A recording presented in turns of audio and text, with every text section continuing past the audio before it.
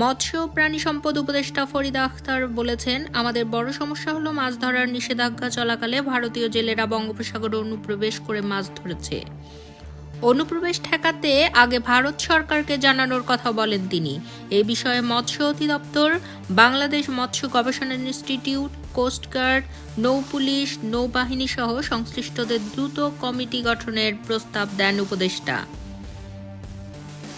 আজ সোমবার মৎস্য অধিদপ্তর বঙ্গোপসাগরে মৎস্য আহরণ বন্ধকালীন সময় পুনর্নির্ধারণ বিষয়ক কর্মশালায় প্রধান অতিথির বক্তৃতায় এসব কথা বলেন উপদেষ্টা ফরিদা আখতার। তিনি প্রজননের সঠিক সময় ও মৎস্য আহরণ বন্ধে বৈজ্ঞানিকভাবে নির্ধারণ করার উপর গুরুত্ব আরোপ করেন। এক্ষেত্রে বাংলাদেশ মৎস্য গবেষণা ইনস্টিটিউটকে আরও গবেষণা করে গবেষণার ফলাফল জনগণকে জানানোর পরামর্শ দেন। উপদেষ্টা বলেন, ইলিশ আমাদের প্রাকৃতিক সম্পদ। ইলিশ ডিম ছাড়ার পর বড় হওয়ার জন্য সুযোগ দিতে হবে। এক্ষেত্রে আমাদের সবার দায়িত্ব রয়েছে। মৎস্যজীবীরা আমাদের আমিষের যোগান দিয়ে যাচ্ছেন। একদিকে জেলেদের সুবিধা, অন্যদিকে মাছ রক্ষা করা আমাদের কর্তব্য। তিনি বলেন, বাজারে মাছের সরবরাহ বাড়লেও পর্যাপ্ত ইলিশ পাওয়া গেলেও দাম কমছে না।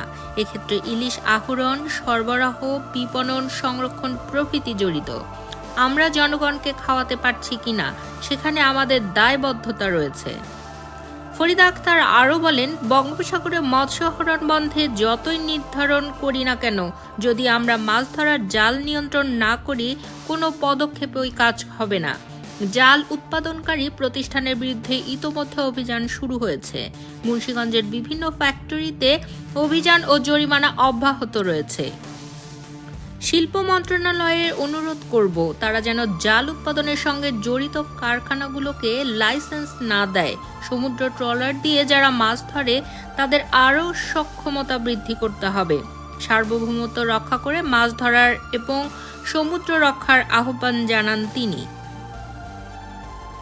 কর্মশালায় বক্তারা বলেন, সামুদ্রিক মৎস্য সম্পদ সংরক্ষণ ও নির্বিঘ্ন প্রজননের নিমিত্ত নির্দিষ্ট সময়ের জন্য মৎস্য আহরণ নিষিদ্ধ কার্যক্রম একটি আন্তর্জাতিক স্বীকৃত পদ্ধতি, যা ইলিশের নিরাপদ প্রজনন ও জাটকা সংরক্ষণের ন্যায় সমুদ্রে মৎস্য প্রজাতির সফল প্রজনন ও প্রজননোত্তর সংরক্ষণ করা হলে সামুদ্রিক মৎস্য সম্পদের আহরণ উত্তরোত্তর বৃদ্ধি পাবে বলে গবেষকরা সুপারিশ করেন।